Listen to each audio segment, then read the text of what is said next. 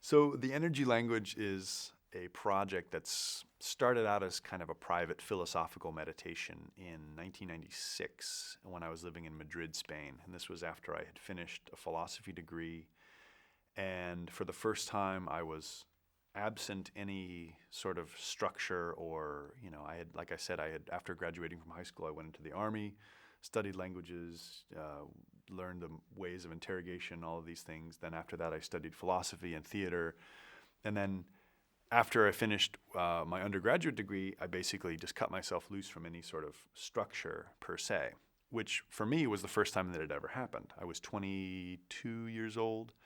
26 years old, and had never ever had just some free time, literally just to do whatever I want. There was no next phase. There was no next, okay, now I'm going to go to this school, and now I'm going to start this job.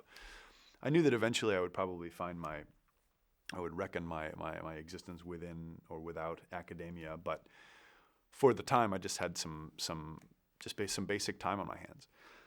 And Madrid was a particularly interesting time for me because I had long thought about the nature of language and how it affected thought and the nature of consciousness and how there are inherent difficulties that I had understood through the study of philosophy about what we call thinking about thinking. When you're thinking about thinking, the process, it can be useful to give yourself little tools and little advantages towards gaining an understanding of reality. But ultimately, it kind of seemed to me along the same lines of looking at a really beautiful picture of a far-off galaxy or a far-off solar system. If you look at pictures of our own solar system, they are like artist renditions. We really have not gotten far enough away with any sort of, I guess you could say like a telescope to look back at our own solar system with any degree of clarity. We can map it. We can say, well, it probably looks like this because this solar system's here and this, sun is here. But we really haven't been able to get far enough away from it to take pictures of it, which is kind of what I think about the nature of language and consciousness. I think when you're speaking about speaking or when you're thinking about thinking, there's certain self-referential traps you get into. You start to, how can you really examine the nature of that? Which it tends to get a little bit futile the more you think about it, which doesn't mean that you should stop, but it just means that you should really examine what it is to be thinking about thinking and talking about talking.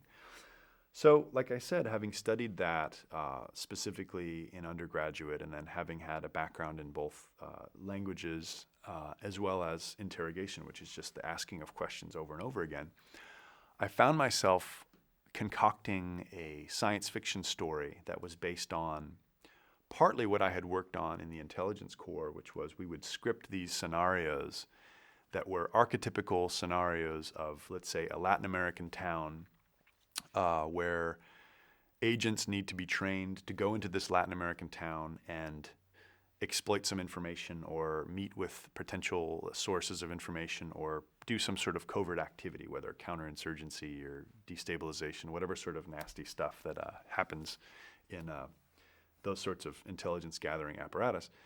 And we would create these scenarios with no particular country in mind, but yet with every country in mind.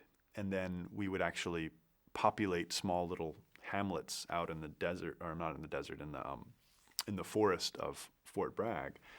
And then we would go out there and actually conduct exercises to try to see how well agents could blend in or wouldn't blend in or could learn about how to kind of get into an environment and exploit the information of that environment and then get out without being recognized.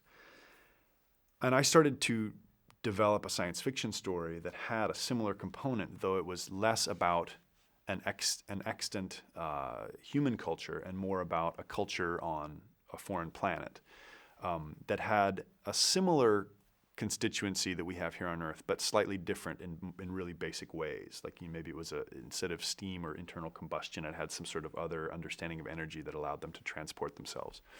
Or instead of the human languages that we speak, of course, it had some sort of differently enabled language system that allowed people to communicate.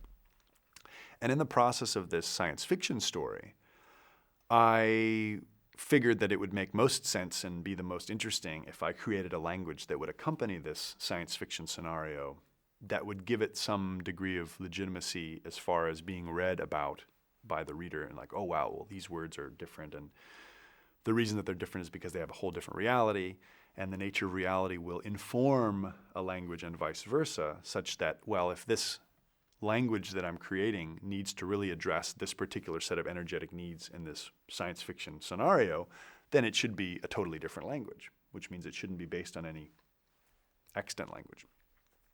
I think the basic philosophical difference is a posteriori versus a priori, like whether it's based on something that exists so far or whether it's based on something novel.